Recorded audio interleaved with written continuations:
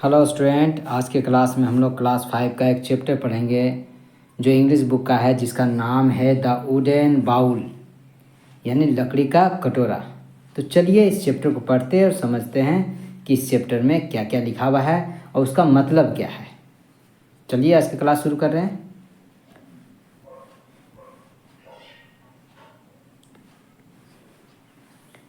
An old man lived in A village.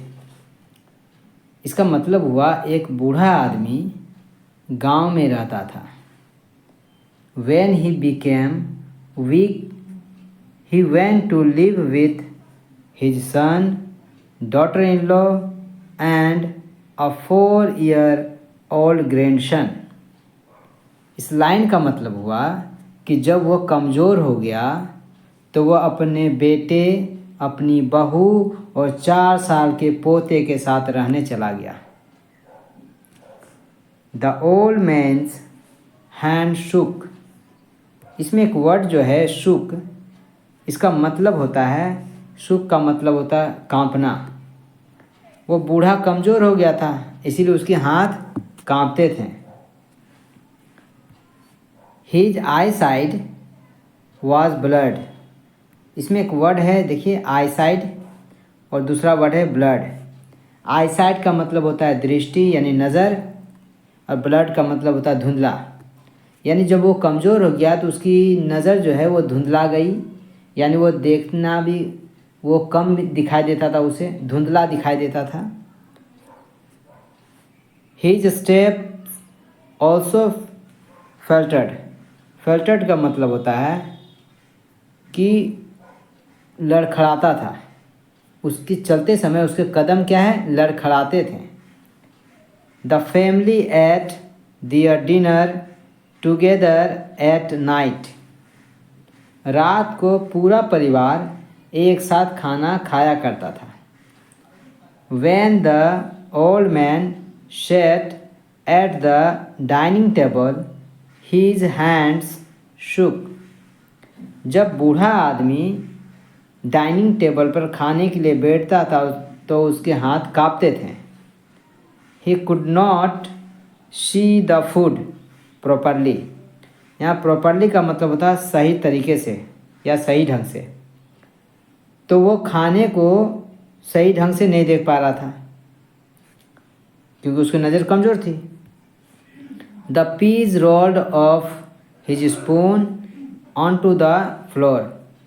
Piece यानी मटर जो है, खाने को अगर दिया जाए तो चम्मच से लुढ़कते हुए ज़मीन में गिर जाता था। When he held the glass of milk, जब वो दूध के गिलास को पकड़ता था, it often fell on the cloth, तो अक्सर दूध जो है वो टेबल क्लॉथ में गिर जाया करता था। टेबल क्लॉथ का मतलब होता है जो टेबल पे जो कपड़ा बिछाया जाता है, उस कपड़े में दूध क्या होता था, गिर जाता था। क्यों गिर जाता था? क्योंकि बूढ़े आदमी का हाथ कांपते रहता था। इस कारण से जब वो गिलास से भरा दूध को उठाता था तो हाथ कांपने की वजह से वो दूध टेबल क्लॉथ में गिर जाया करता था। आगे देखिए क्या लिखता है।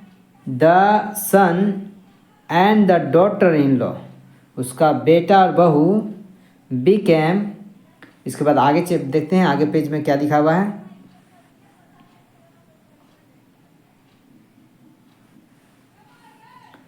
Became irritated with the mess. Irritated का इसमें एक वर्ड है इरिटेटेड। इरिटेटेड का मतलब होता है चिढ़ना या चिड़चिड़ा जाना। तो इन सब चीज़ों को देखकर उसका बेटा और बहू जो है चिड़चिड़ा जाता था कि जब खाना खाने बैठता है तो कभी दूध गिरा देता है, कभी खाना गिरा देता है, और इस सब से वो लोग चिड़चिड़ा चुके थे। We must do something about father. तो उन्होंने सोचा, कहा कि हम लोग को पिताजी का कुछ करना चाहिए। Said the daughter in law. किसने कहा? डॉटर इन लॉ ने, यानी उसकी बहू ने। I have had enough of his spoiled milk, noisy eating and food on floor. कि मैं तंग आ गई हूँ, अब बहुत हो चुका।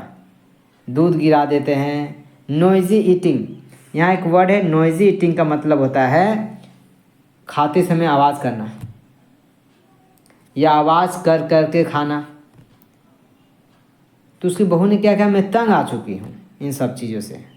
कभी दूध गिरा देते हैं, खाते समय आवाज़ करते हैं, कभी खाना गिरा देते हैं, मैं तंग आ गई हूँ। So the husband and wife set a small table in the corner. अब इसमें कॉर्नर का मतलब होता है किनारे। तो इसलिए उसके हस्बैंड और वाइफ ने यानी उसके बेटा और बहू ने उस बूढ़े आदमी को खाने के लिए किनारे में एक छोटा सा टेबल लगा दिया अकेले कि वहीं खाए। The old man ate alone there. बूढ़ा आदमी वहाँ अकेले खाने लगा, वहाँ अकेले खाता था। अब as the old man had broken a dish or two. और बूढ़ा आदमी चूँकि उसके हाथ क्या है काँपते थे, तो जब हाथ काँपते थे तो उसके हाथ से गिर कर एक दो बर्तन गिर के टूट गया। His food was served in a wooden bowl. तो इसमें एक वर्ड है जो इसका मतलब है सर्व्ड। सर्व्ड का मतलब होता है परोसना। तो जब एक बर्तन दो बर्तन वो गिरा के जब तोड़ दिया तो उसकी बहू ने उसको खाने के लिए एक लकड़ी का कटोरा ला के दे दिया और उसी में खाना उसका परोसने लगा। The old man always had tears in his eyes as he ate alone. जब वो अकेले खाता था किनारे में तो बूढ़ा आदमी के आंखों में हमेशा आंसू रहता था। वो बहुत दुखी था कि वो अकेले खाता है। Still the couple had only harass words for him when he drop a fork और स्पाइल्ड मी फूड। फॉर्क का मतलब होता है कांटा वाला चम्मच और हरास वर्ड का मतलब होता है कठोर वचन, भला बुरा कहना, उसको हरास वर्ड बोलते हैं। तो अभी भी वो बूढ़ा जब अकेले खा रहा है और अभी भी उसके हाथ तो कांपते ही होंगे, तो अगर चम्मच गिर गया या खाना गिर गया तो अभी भी उसका बेटा और बहू उसको भला बुरा कहता रहता था। The grandson watched it all in silence. और ये सभी चीज़ें उसका जो पोता था जो 4 साल का था वो सब चीज़ें देखा करता था। वो चुपचाप देखा करता था, वो बच्चा था क्या करता है। One evening before dinner. एक शाम को रात का भोजन करने से पहले the parents notice their son playing with wood scrap on the floor. तो पेरेंट्स ने यानी उसके माता पिता ने, जो बच्चा था ना उसके माता पिता ने नोटिस किया यानी ध्यान दिया कि उसका बेटा जो है वो लकड़ी के टुकड़ों के साथ ज़मीन में खेल रहा है। क्या देखा कि उसका बेटा जो है, जो 4 साल का बेटा था, वो लकड़ी के टुकड़े के साथ ज़मीन में बैठ के खेल रहा है। The father asked the child sweetly. तो उसके पिता ने, उस बच्चे के पिता ने बच्चे से बहुत ही स्वीटली, स्वीटली मतलब मधुर में बोलता है, पूछता है। आस्क्ड का मतलब क्या होता है, यहाँ देखिए लिखा है वर्ड आस्क्ड। आस्क्ड मतलब पूछना। पूछता है व्हाट आर यू मेकिंग, कि तुम क्या बना रहे हो, तुम क्या बना रहे हो। अब देखिए वो बच्चा क्या जवाब देता है। The child replied sweetly. अब पिताजी ने जब मधुरता से पूछा, बहुत अच्छे से पूछा, तो बच्चे भी बहुत अच्छे से जवाब दे रहा है। Oh, I am making a little ball for you and मामा। कि मैं एक छोटा सा बॉल, कटोरा बना रहा हूँ आपके और मम्मा के लिए, यानी माँ के लिए। क्या बना रहा हूँ, एक छोटा सा कटोरा बना रहा हूँ। To eat your food from when I grow up. जिसमें जब मैं बड़ा हो जाऊंगा आप उसी कटोरे में खाएंगे, इसीलिए मैं कटोरा बना रहा हूँ। तो वो बच्चा लकड़ी के टुकड़े से क्या बना रहा था, लकड़ी का कटोरा बना रहा था। और क्यों बना रहा था, अपने मम्मी पापा के लिए, ताकि जब वो लड़का भी बड़ा हो जाएगा तो अपने मम्मी पापा को उसी कटोरे में खाने के लिए देगा, जिस कटोरे में उसके मम्मी पापा उसके दादाजी को दिया करते थे। The child smiled and went back to work. बच्चा जो है मुस्कुराया और अपने काम में फिर लग गया। The parents were speechless. इसमें स्पीचलेस का मतलब था अवाक रह जाना। अवाक रह जाने का मतलब उसका मुंह से कुछ आवाज़ें नहीं निकल रहा। And ashamed. असेम्ड का मतलब होता है यहाँ असेम्ड का मतलब होता है लज्जित होना, शर्मिंदा होना। और वो लज्जित हुआ बहुत इस बात को सुनकर कि उसका बेटा उसके लिए लकड़ी का कटोरा बना रहा है, जैसे वो अपने पिताजी को लकड़ी का कटोरे में खाना देता है। ये सब देख के टीयर्स स्टार्टेड रोलिंग डाउन दियर चिक्स। चिक्स यानी गाल होता है, यानी उसके गालों में आंसू बहने लगे। आँख से आंसू बहा तो गाल से होते नीचे जाने लगा। Through no words were spoken. हालांकि उन्होंने कुछ बोला नहीं। Both knew what must be done. लेकिन दोनों जानते थे कि अब उन्हें क्या करना चाहिए, क्या करना जरूरी है, वो समझ चुके थे। दैट इवनिंग, उसी शाम, the son took his father's hand and gently led him back to the family table.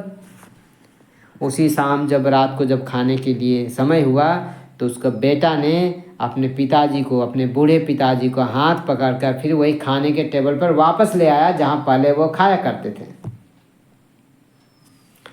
For the rest of his life, और बाकी का जीवन, the old man ate every meal with the family. बाकी जीवन का जितना भी उन्होंने खाना खाया, जिंदगी भर उसी टेबल पर ही बैठ के खाया। And for some reason neither the son nor the daughter-in-law seemed to care any longer। अब उसके बेटा और उसकी बहू अब इस बात के लिए थोड़ा सा भी फिक्र नहीं करते थे। क्या नहीं फिक्र करते थे? चलिए देखते हैं क्या फिक्र नहीं करते हैं। seemed to care any longer when a fork was dropped। fork मतलब काटा का चम्मच अगर गिर गया कोई बात नहीं। milk spoiled spilled, दूध गिर गया कोई बात नहीं। और द टेबल क्लॉथ स्पॉइल्ड, और टेबल का कपड़ा जो है, टेबल क्लॉथ अगर ख़राब हो गया, खाना गिर गया, ख़राब हो गया, अभी भी कोई बात नहीं। यानी इस बात का परवाह नहीं करते थे। अब पहले ख़राब होता था तो बहुत बोलते थे, लेकिन अब चुप रहते हैं। अब उनको कोई दिक्कत नहीं था, गिर गया कोई बात नहीं, ठीक है। द पेरेंट्स हैड रियलाइज्ड, क्योंकि उसका बेटा बहू को, जो कि अब पेरेंट्स बन चुके थे, उनका भी एक बेटा था, उनको रियलाइज़ हो गया था, अपनी गलती का एहसास हो गया था, जो वो गलती किए थे या कर रहे थे। That there action would have an impact on the small sun.